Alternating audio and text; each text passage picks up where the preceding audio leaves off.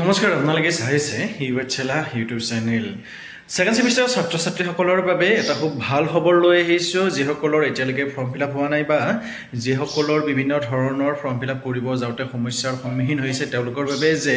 গুৱাহাটী বিশ্ববিদ্যালয়ে তেওঁলোকৰ যি ফৰ্ম ফিলআপ কৰাৰ লাষ্ট ডেট আছে সেইটো এক্সটেন্ড কৰি দিছে অৰ্থাৎ এতিয়া 5 জুন 2024 তাৰিখলৈকে আপোনালোকে ফৰ্ম ফিলআপ কৰিব পাৰিব